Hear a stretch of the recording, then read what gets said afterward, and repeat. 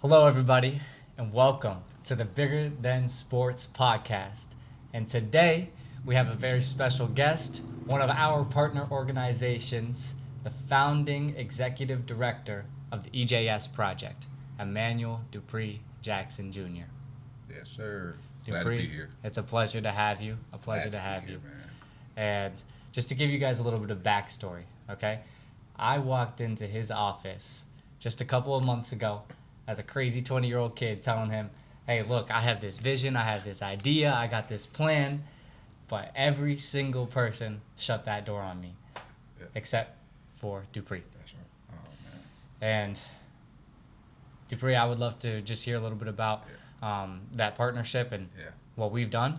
All right. If you could talk a little bit about that. Of course. Well, first of all, I know that many people shut the door on you.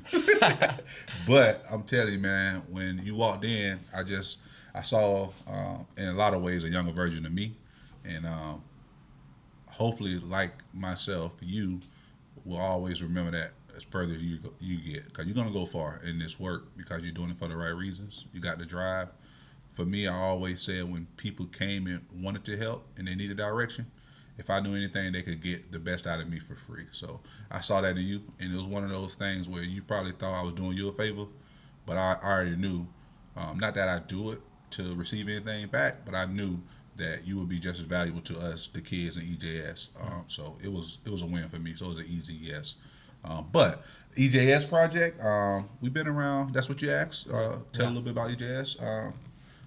Non-for-profit, right? That's the first thing. But the why and the reasoning, what we try to do is to get kids from high-risk communities, vulnerable footprints of the city, get them involved in positive things. So we provide a safe after-school space, so daily homework help, daily meals, transportations to and from school. But also we provide quality programs that prepare them for life. Um, Whatever that's going to be, whether it's the next step after high school is college, the workforce, military, entrepreneurship, whatever it is, we just want to, while they're in high school, prepare kids to be the best version of themselves. So that's it. Yeah. Summed it up. Working with the students, man, they are there on time, they're present, and they are active and engaged in all of our programming that we do with them. Yeah. Have they always been like that? No, and I'm glad you asked. And you spend enough time there too to kind of see when we have to maybe redirect them or give them guidance, because it's not that everything is not smooth, right? But we do teach like basic respect. That's one of our one of our major rules is don't lie, don't steal, and don't be disrespectful. So that ties into that. And the biggest thing that they can do to upset me or any of our staff is, first of all, lie, steal, or be disrespectful. But to do that in the presence of a guest, or if we have a guest speaker or someone who's coming to take time out of their day to pour into us, that's like the worst thing they could do. So you were a guest, so definitely they usually on their best behavior when we have guests, rightfully so. But it's not all peaches and cream. We get kids that come, probably don't fully know themselves yet, probably used to responding to certain things a certain way. Maybe it's negative, maybe it's raising voice, maybe it's getting aggressive, whatever. But we gotta remind them that we created this space for you to not have to be like that. You can talk through your problems. When someone gives you uh, feedback or critique, all the time it's not to hurt you, and especially in our space, it's usually to make you better. So you got to embrace stuff like that. So I'm glad you say that, but it's not always like that. Yeah. Our kids come with a lot of different for a lot of different reasons, whether it's behavioral, whether it's social, whether it's academic. But we try to create a space. It doesn't matter how you come. If you buy into our system, we promise you'll leave a little bit better. I love that. Yeah. I love that. And just for a little bit of you, or for a lot of you, Yeah. you don't know about the nonprofit world. But one thing about them is you have to be able to tell a story. You have to. And so my question is to you: what is the story that you always go to, whether it be a founder or a potential partner, that really exemplifies and amplifies your message at the EJS Project?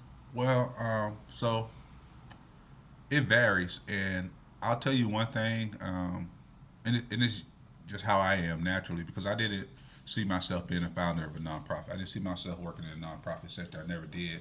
So even to this day, I don't have a story. It depends on who I'm talking to, when I'm talking, and what Yeah. time of day it is. Yeah. Right now, I feel like answering. If I was talking to a funder, usually what I try to convince them is that we're different because I'm different. Same thing I told you. Like I'm really close to the problem I'm trying to solve. I'm a product of it. So my heart's in this. My passion is in this. The work that I try to do is, yeah, I'm trying to do it and help my community. But first, I'm trying to help myself, my family, my daughter, my wife, my household. Right. So I move or I go at this work with a different level of drive than someone else, some of my counterparts.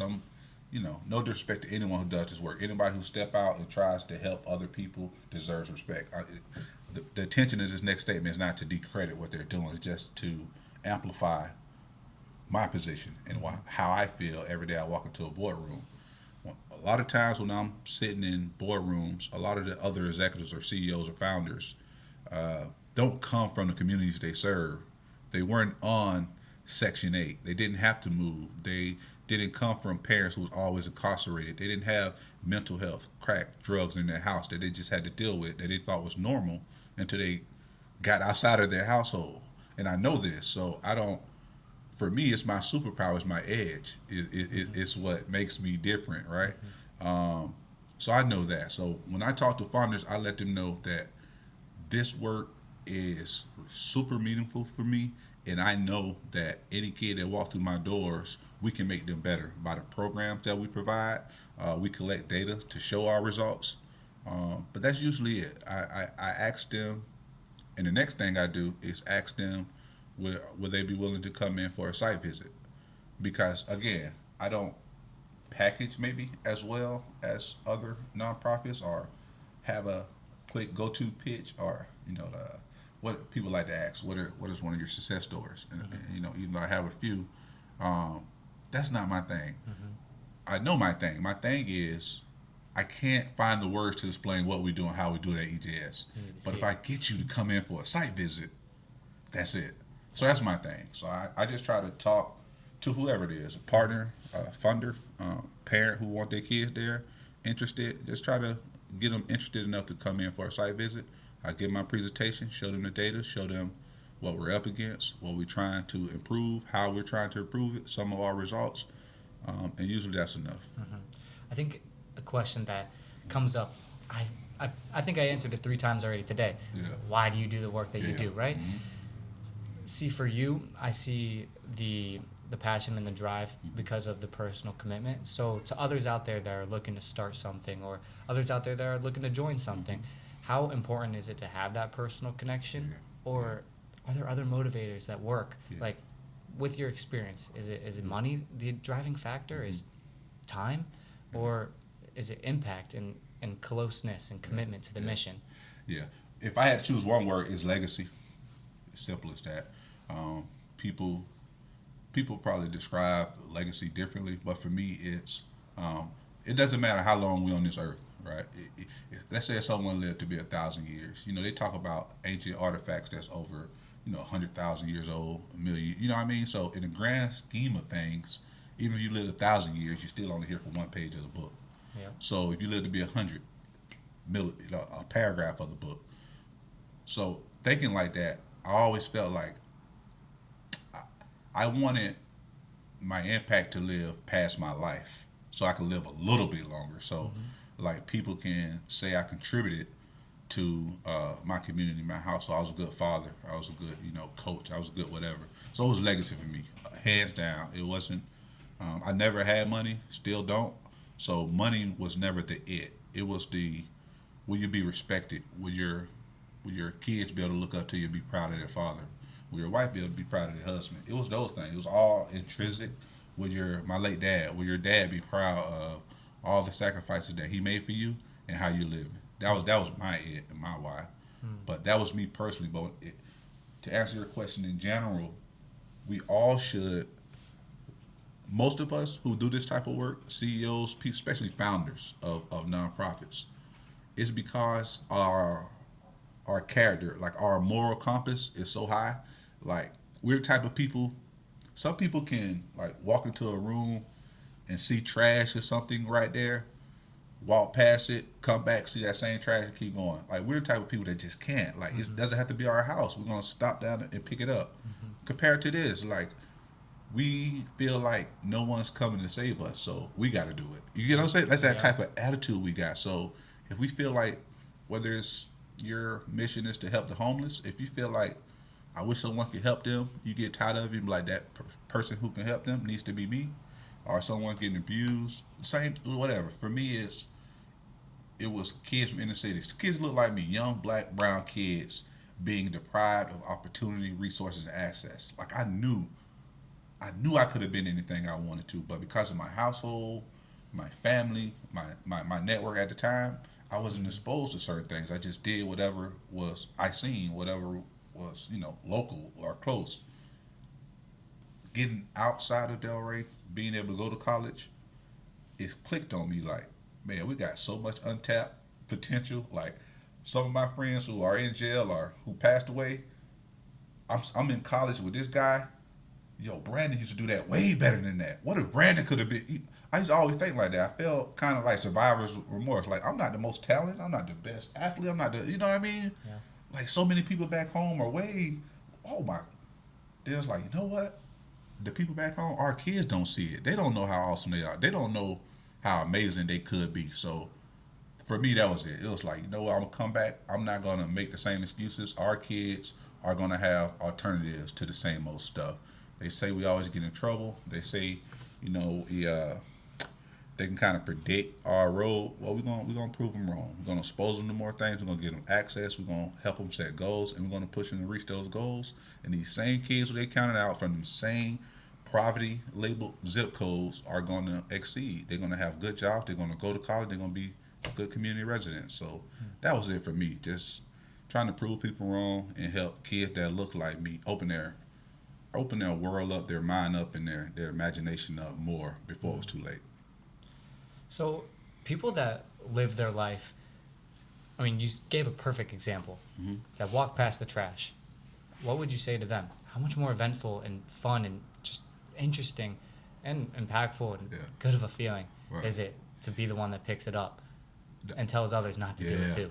Honestly, I'm shocked at my response now, but this is the 41-year-old me talking. I wouldn't tell him anything because life has taught me that's something you can't teach.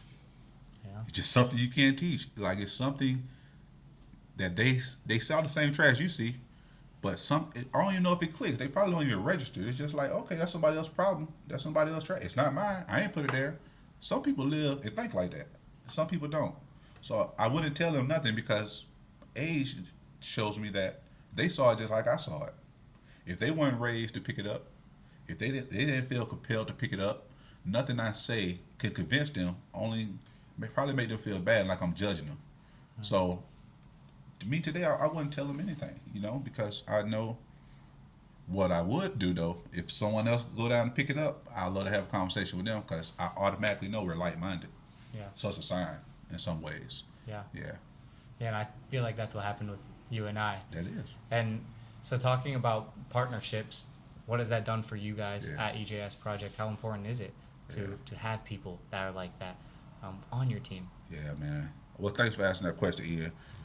It's vital because let's package this like for what it is. Let's think about everything I'm describing. Poor as far as financial. Poor kid from poor community that says they want to start a nonprofit and provide free services to kids year round. Every day after school, spring break camp, summer camps, 9 to 5.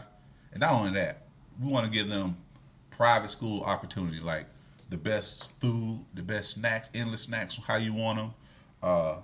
Nice transportation. We have good, nice, vans. When we go on trips out of state, we fly. All those things. Imagine someone poor say they want to do those things. Like I believe, but the only reason I believe, because I knew that old saying, like if you build it, they'll come. I knew that if I got busy doing the work and I showed the results, partners, people, individuals, organizations, foundations were going to come in my life to help fill gaps. So when you ask like what collaboration means to me, is everything, because I wouldn't be able to do anything that we do through EJS if it wasn't for, first of all, like people believing in you, and then partnerships. Ours is a great example because we do good work, but we struggling in certain things. Like this year, you came in, we had a group of seniors that been with us 3-4 years. We're so proud of, but they had start feeling, I don't know, they start getting closer to that finish line, and they start being complacent, not feeling like they wanted to dream big anymore. Like, oh, I just go to Palm Beach State. But you talk to them as a sophomore, as a freshman. Oh, I'm going to Howard. I'm going to Penn State. I'm going. They just dream bigger. But then it's like the feet get to the fire. You're only 6 months away. Oh, I'm gonna take the easy route. I just go to Palm Beach State. Like so, you came in. We were challenged with that. But like you came in, you stepped in. You and your team, bro. Y'all were there every day with them kids sitting out there. Hey, did you work on your essay? Did you apply for the scholarship? Like we had to pull them by the ears and drag them. Like you can attest, it wasn't easy, and these were good kids, and they could do it. But if we weren't there to push them and remind them of how great they were, they wouldn't have did it. So imagine if Bigger Than Sports didn't come around. EJS would still been around, but out of our 16 graduates, probably 4 or 5 of them wouldn't have gotten scholarships, wouldn't have been right now accepted into college. So that's real partnership. So that would have been us having 12 or 13 graduates instead of 16. You see, like this is no game. Like us coming together doing this work, it means something. Like we already changed the trajectory, direction of a couple kids' life just by showing up for them. Yeah. So long-winded answer, but the basis of it is collaboration is everything because we grassroots, bro, and literally it's in my name. We didn't name this the EJS Foundation for a reason. This is a project because whoever comes a part of it, going to be a part of the project. We're going to keep growing and keep building, yeah. And one day we might have a branch that's the foundation, but we're always the project. Wow. I hope that anyone listening up to this point, join the project, join the mission. We are working, we are. And it is working. Yeah. You want to speak on how it is working? Yeah, it's working because, we're responding. So we're not trying anything. We're not experimenting with our kids, Like some of the data that drove my work, and for the audience, I don't talk about it a lot at all. So even when you ask that question about how you talk to funders, it's hard for me because I am the statistics. So talking about the deficits feels like I'm almost putting myself down. You know what I mean? Like vulnerable footprint. I use words like vulnerable footprint, at-risk neighborhoods, and all that. Man, I grew up. I was happy. You know what I mean? I loved my neighborhood. I went outside and played. Hide and go seek, go to the store lady, chase the ice cream truck. Like I had a great life. You start learning how people describe your communities, but then you also start realizing a lot of stuff doesn't happen by accident. A lot of this stuff is systemic, right? So really, really, for me, and like my head's all over the place because I want to answer this in so many different ways. But I won't go that route, though. I'm in my thoughts. Ask the question one more time. Yeah. Explain how EJS Project is working. Yeah. All right. So back to how we are working. We are working, again, how I started at, because we're not experimenting, we're really responding. And what that means is when I first started like really getting involved in community work, I'll say this was about 2011, 12, just going to community meetings and hearing people talk about us like we're the deficit. Oh, the set. That's what they call the Northwest Southwest neighborhood in Delray Beach, where most of the black, brown people, minorities live, the vulnerable footprint. And they would say, you have a whole list. It would be like out of the 1,200 residents in this area, 400 of them earn more than X dollars. Only 67% of the adults graduated high school. Goes down. So he's like, okay. So now think about our programs. We have tutoring support. We have so that's for testing and subject specific. So we make sure every kid that comes through our program has a minimum, maintain at least 2.5 GPA. Mm-hmm. So that checks out the problem of we don't graduate at high enough rate. Only 67% of our residents in this neighborhood graduate. We're combating that. We're investing in our kids now to make sure they all graduate, right? Mm-hmm. They don't earn living wages. They only do the same jobs.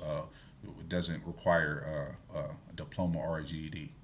This is our 6th year of our Purpose Pays program. We currently right now have 25 kids working in 15 different jobs throughout Boca, Delray, and Boynton Beach. So that's veterinarians, attorney's office, salons, car dealerships, uh, daycares, after school program, dentist offices. You go on. So we're combating how they described us. We're not educated enough to get good jobs. We don't aspire to get good jobs. We don't have enough connections or social network to get good internships. I'm dispelling all those every day, every year. You know what I mean? So that's how, like, our results is in the pudding. You know what I mean? Mm-hmm. It's awesome, and I could feel the passion in your heart and just how good of a feeling it is to announce that and say the impact, and how fulfilling it is to talk about the partnerships and everybody that's helped you out. But there's a reality to nonprofit leadership. I just read this statistic. It said 2/3 of nonprofit executives are looking to leave in the next 5 years, and half of them aren't going to come back to the nonprofit space in all. I think that it's important for the people to know what are the struggles of leading a nonprofit. Yeah. So, you need to share that article with me first of all, because I definitely can relate. But I don't want to talk in general with this one. So I answer you for me.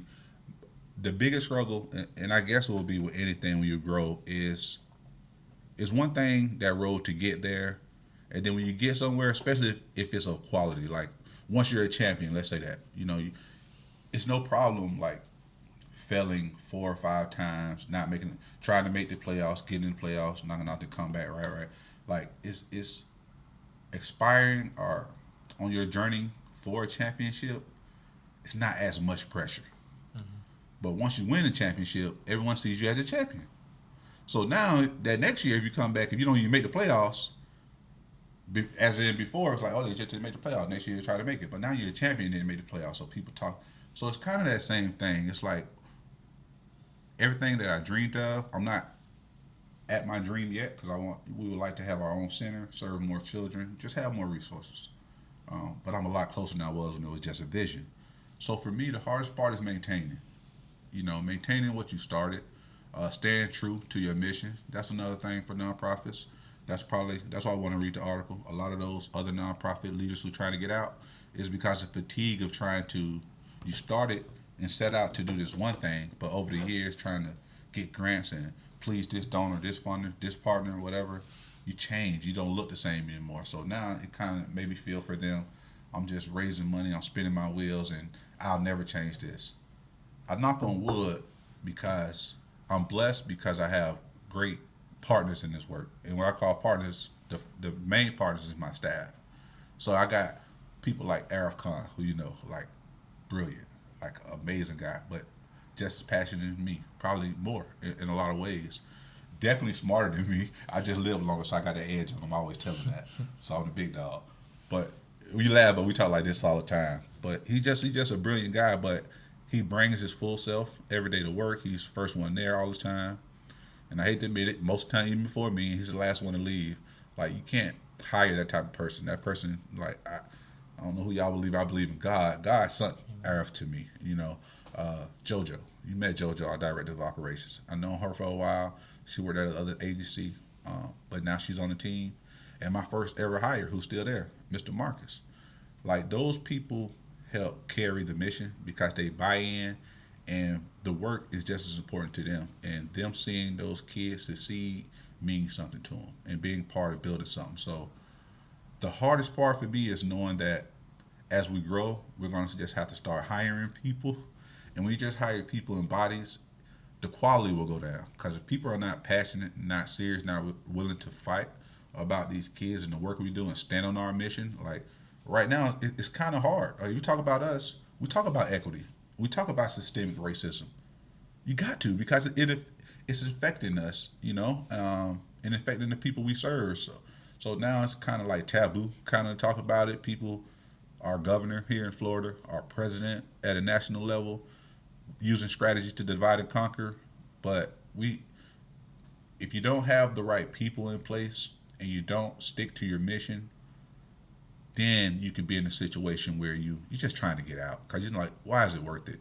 For me, right now in this moment, it feels as good as it ever did because I told you before we got on air, some of the stuff I just see just in a day's work, how our kids are doing, like how people respond to us, it's all worth it, and I feel optimistic for the future because I got good people around me, and I don't have to do it myself. That's the biggest thing. Like I don't have to do this myself. So yeah, I say all that. Yeah, really.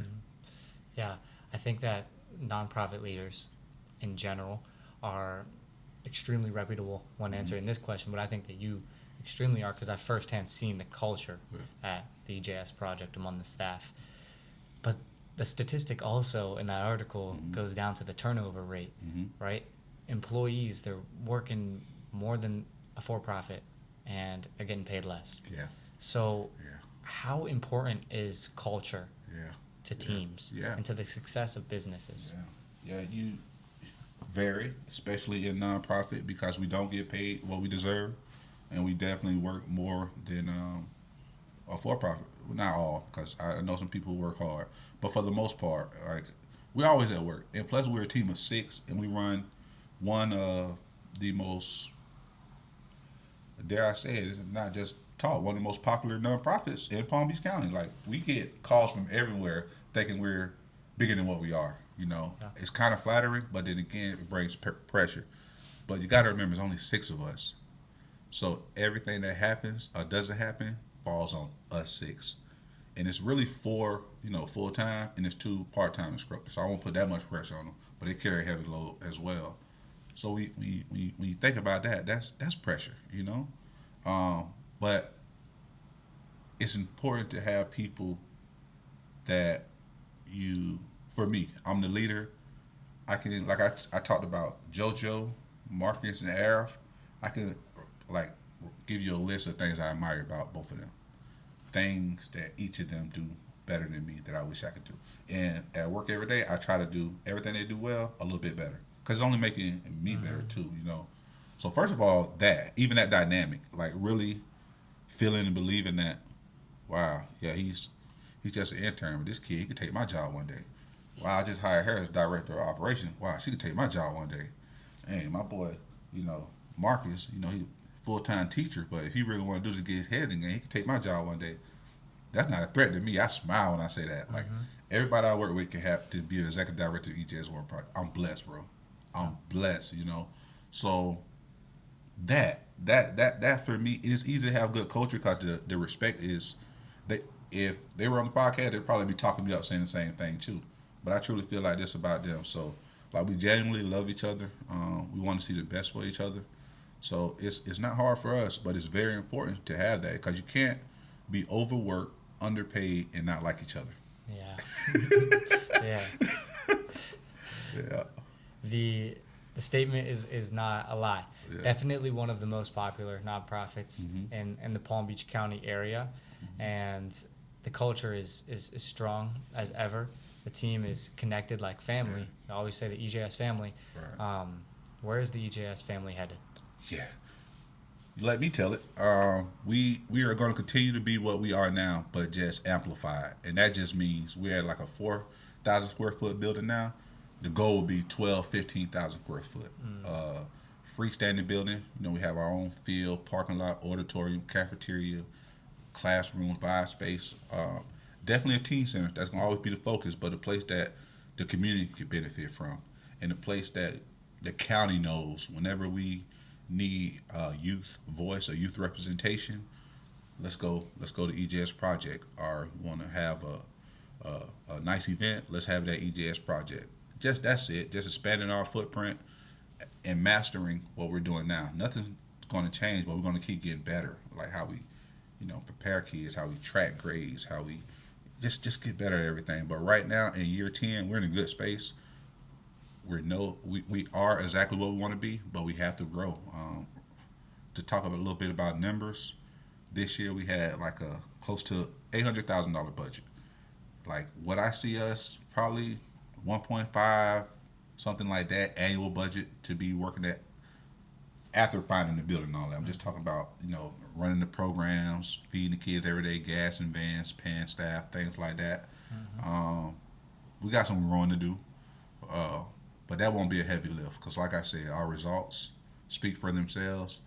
But the vision is to have our own building, and that's gonna take some work.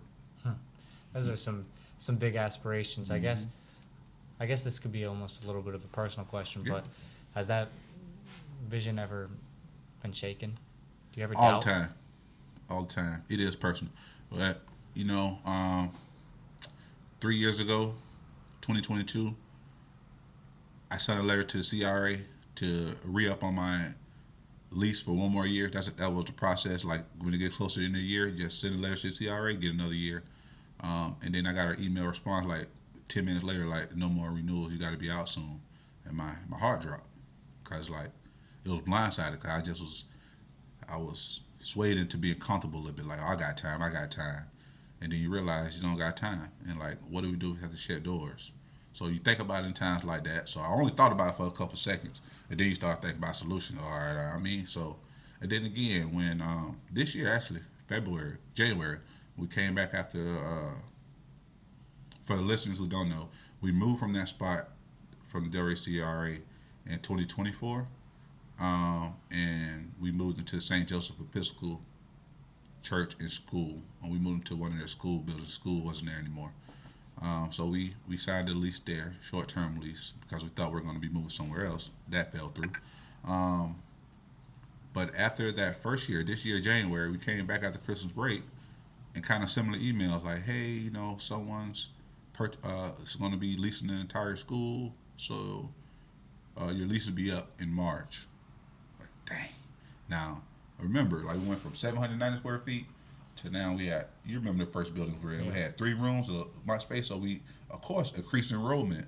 So when you ask, like, what is the part about uh, how hard is it to maintain? The hardest part is once you get there, because it could have been easier for me to tell 25, 30 kids that we got to shut down for a couple months till we find somewhere else to go.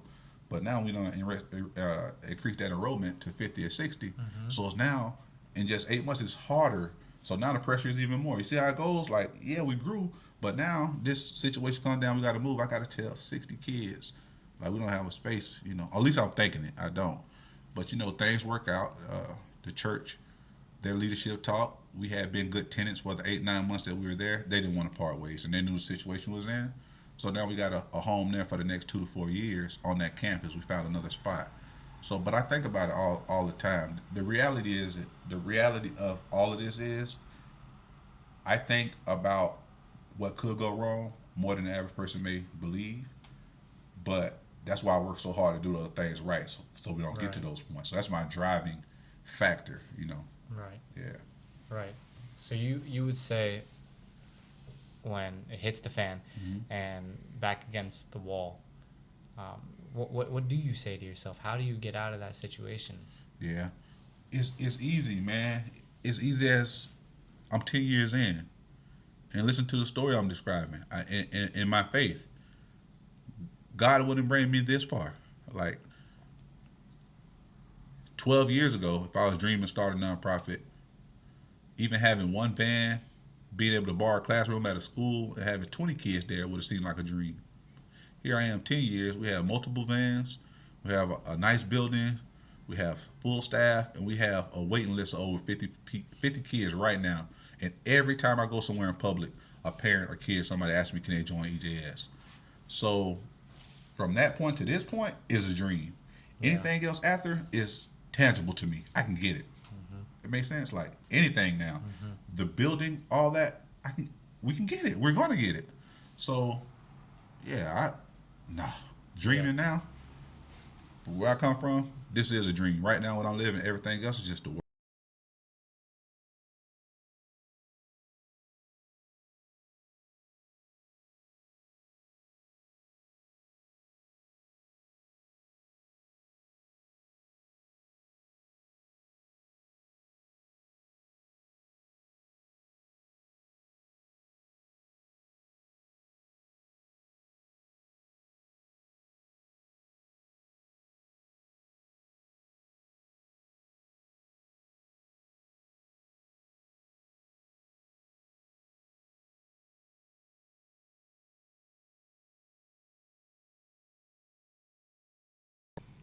I feel sorry for you and I sympathize with you. And they should take that as a sign of disrespect because I rarely use those words. It doesn't do anybody any good to feel sympathetic or feel sorry for. Now, empathy is different because then you put yourself in their shoes, right? So I would really feel sorry for that type of person. I never felt like that. Like I'm telling you, man, like growing up, everything was always great. I always felt like I was a star of the show. When I used to watch TV shows, I used to feel like I was a star. Mm-hmm. Some people, when they watch TV shows, they can't see themselves even. You know what I mean? So it's just my mindset is different. It's always been.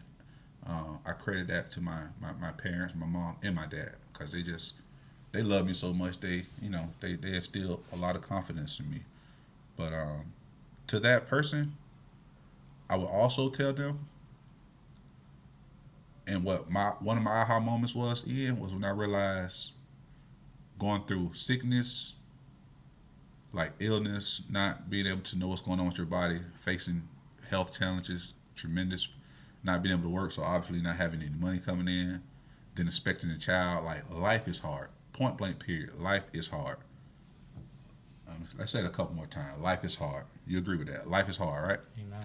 No matter what, life is hard. So if you're the type of person just want to work a 9 to 5, go home, struggle, pay bills, and live 30 years like that, that's a terrible, sucky life for me. Like I can't comprehend not trying to do something great, or not trying to have financial independence, or not trying to start a business, or not trying to get a higher education or earn a better job. I cannot fathom not trying to change something because both things are hard. Like getting up every day, just going to a job you don't like, that's hard. So that's just advice I would give people. Like choose your heart. And my heart is going to be worried about, things like how we're going to get $10 million state of the art tea center built in Palm Beach County. That's my heart. Mm-hmm. My heart, if I want to stay up on that same, trajectory where I was at, that same path, probably would have been how I'm able to afford a Christmas gift this holiday season for my family. Like, you know what I mean? Like, so you pick your heart. I want to dream bigger, try harder, work harder, sacrifice more. So some people who I'm talking to may think sacrificing, being disciplined, expiring, sticking your neck out, being courageous is hard. I don't. So it's hard, man. I don't know what I say to them. Mic drop. Hear it from two nonprofit executive directors. Choose your hard. All right. Choose your hard. Choose it. It is hard to wake up and work every single day, and you keep grinding, and you're still not abundant. You're still not doing what you want to do. You're still not solving the mission. Yeah. Like it's almost like the problem, the mountain is unsolvable as a nonprofit executive. Yeah. But I've also been in the other shoes. Yeah. And that's why I can emphasize. Like, it is hard to wake up and to not have anything to do, and to not have anyone to please, or to not have anyone to please you. Like, that is also hard. But when you choose to go out and dream big and to do bigger things, good people come into your life. That's right. Good experiences come into your life. And if there's anything that you get out of this, it's that nothing is too hard. Like, we are living proofs of living a job that is statistically the hardest. That's right. And I wish you could see the smiles that we have on our faces every day, right? Yeah, we do. All right. So, to wrap it up, I have $1 million question for you. Okay. EJS Project, it vanishes. Every article, every podcast, every book about you, every Facebook post that you've posted is all deleted. And everything comes down to these 30 seconds. What would you say to leave your legacy as your comment to everyone?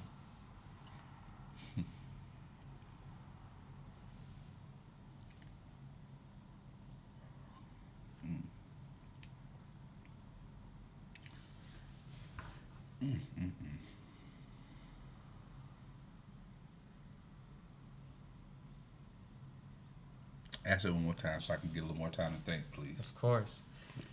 Everything. Yeah. Like, you and the legacy that you've left, it's not there anymore. All of the advice that you've given, all of the speeches, and all of the principles, the rules that you've instilled in these students and your family, it all comes down to 30 seconds of advice that people can harp on and stick to with your memory. What would it be? Yeah. That it doesn't take much but a strong will and a desire.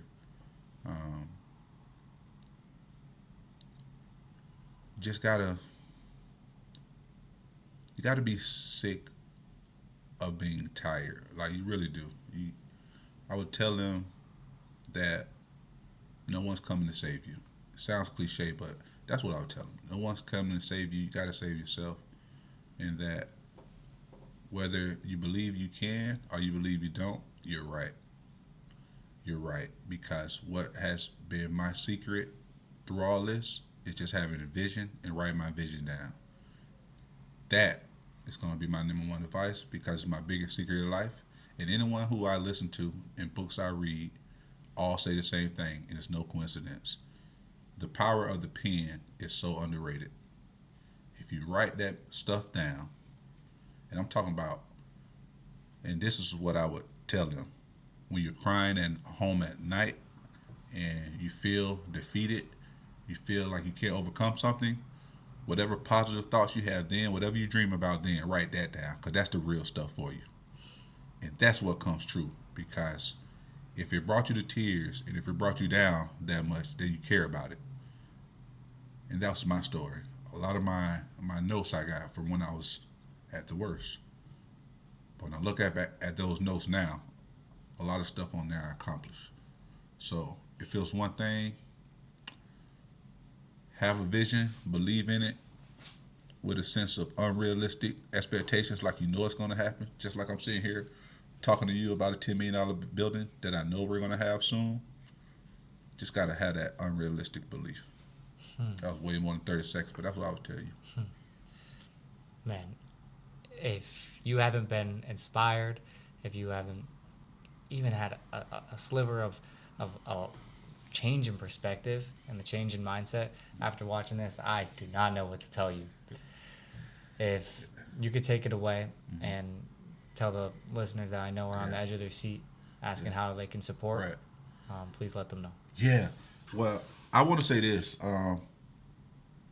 If it's on your heart to support and be a part of anything, and it may not be bigger than sports, it may not be EJS, it may be helping abused animals, it may be picking up trash, whatever it is. However you feel like you're going to improve the world, get out and do it, because a lot of people that already started and they're waiting on your help. But we are two nonprofit executives, and we could tell you, man, our vision and the things we want to do, we could do so much more if we had good quality help.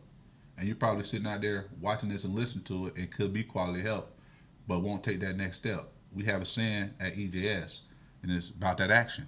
And that's another one of my biggest secrets. You're halfway to any type of greatness just by showing up. Whatever it is. Like, you're halfway there just by showing up. So just be about that action. You know, pick up a phone, that after school program that you've been reading about, that you've been wanting to go down there and speak to, hit them up, DM them, say I want to come speak. Like, do it, follow through. That's what I'll say. Just show up, because we need you. The people who we serve need you, and the people are the situation that you see needs to be changed needs you, and nothing's going to happen until you show up. Go out and be the change that you wish to see in the world. And I promise, and I know you could speak on this too, it will result in the change you wish to see in yourself. 100%. Thank you all so much for listening. Thank you so much for joining us as our guest. Of course. And remember, it's always bigger than sports. Always.